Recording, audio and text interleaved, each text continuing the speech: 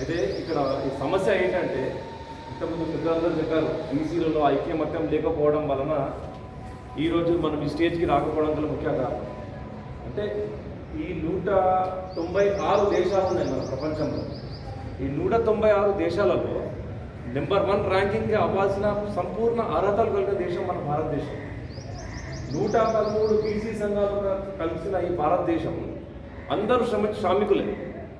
ఈ కులమన వ్యవస్థ భారతదేశానికి వచ్చినప్పుడు మనం అందరం కింగ్స్ ఉండే, ఎంతమంది పెద్దలందరూ చెప్పారు, మాలలు మాదిగలు ఒక్కొక్క రాజులు అని, రైట్? ఈ రాజులుగా ఉన్న వాళ్ళు ఇప్పుడు బానిసలుగా బతకాల్సిన దౌర్భాగ్య పరిస్థితి ఎందుకు వచ్చిందని ఆలోచిస్తే దానికి అనేక కారణాలు ఉంటాయి. కర్నూలు చావుకి 1,00,000 కారణాలలాగా మనలో ఐక్యమత్యం లేకపోవడం, మరీ ముఖ్యంగా ఎడ్యుకేషన్ లేకపోవడం, చైతన్యం లేకపోవడం, మనకు తెలిసిన జ్ఞానాన్ని ఇతరులకు చెప్పకపోవడం. ఒక చిన్న ఎగ్జాంపుల్, జల్ జంగిల్ జమీన్ అని ఒకప్పుడు అదిలాబాద్లో కొమరంభీం గారు ఒక నినాదం చేశారు. అంటే ప్రతి ఒక్క బిడ్డకి ఎస్సీ ఎస్టీ బీసీ వర్గాలకు సంబంధించిన వాళ్ళకి ల్యాండ్ షేర్ ఉండాలి, ప్రభుత్వ భూమిని అలాట్ చేయాలి. ఇది ఆర్టికల్ 31లో ఉంది. మన రాజ్యాంగంలో పొందుపరచబడిన ఈ 31 సెక్షన్లో కేసీఆర్ గారు మొన్న వచ్చి 3 ఎకరాలు పంచం దళిత బిడ్డకి ఇవ్వాల్సిన అర్హంగా చెప్పాల్సింది. అది ఆల్రెడీ మన రాజ్యాంగంలో రచింపబడ్డ ఆర్టికల్ 31 సెక్షన్ ఏలో ఉంది. దాన్ని కూడా మనకు తెలియకుండా మన స్కూల్ పాఠ్యాంశాల్లో మీ పిల్లలు చదివారు. వీళ్ళ పిల్లలకి నేను స్కూల్ టీచర్ని, ఈ అన్న వాళ్ళ 2 పిల్లలకి కాకతీయ స్కూల్. నేను చెప్పాను పిల్లలకి, సార్ మీరు ఎందుకు చెప్తున్నారు ఇవన్నీ అంటున్నారు.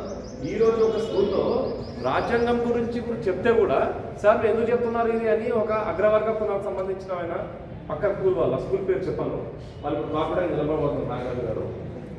అంటే ఇక్కడ ఎలా అయిపోయిందంటే ఎస్సీలు ఎస్టీలు బీసీలకు జ్ఞానం రాకూడదు, వాళ్ళు చైతన్యపరచకూడదు, వాళ్ళకి ఎవరు చెప్పకూడదు, చెప్పేవాడు నక్సలెట్.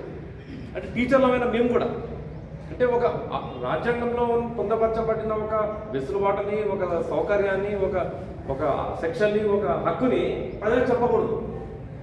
అలాంటివి చెప్పలేకుండా పిల్లలకి ఏం తెలుస్తాం? ఈరోజు మనం అందరం ఈ స్టేజ్లో ఎందుకు రావాల్సి వచ్చింది? పెద్దలు 2 సంవత్సరాల నుంచి ఇంత శ్రమ చేసి ఇన్ని రక్తాలు పోయాయి, ఇన్ని ప్రాణాలు పోయాయి. ఎందుకు పోయాయి? Lack of knowledge.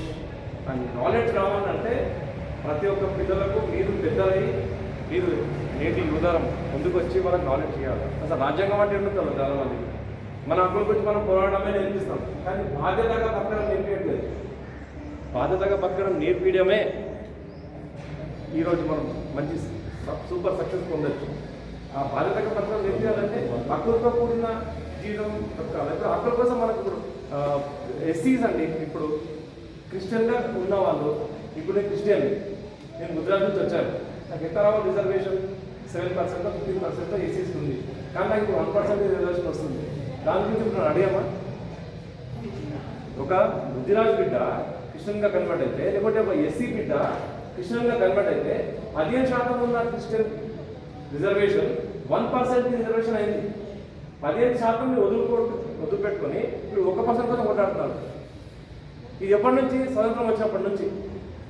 మరి ఇట్లాంటి ఎన్నో మార్పులు జరగాలంటే పెద్దలందరూ ఎడ్యుకేషన్ ఇవ్వాలని కోరుకుంటూ మనం ఈరోజు కూడా కలిసినాక కేవలం పార్టీని స్థాపించబడమే కాదు, ప్రతి ఒక్కరికి నరాలలో తన కళలలో ఇమిడిపోవాలి జ్ఞానం అనేది. ఆ జ్ఞానం రావాలంటే ప్రతి ఒక్కరు జ్ఞానం నేర్చుకోవాలి. అందుకే జైబీఎం అంటే జ్ఞానం వర్ధిల్లాలి, అంతే.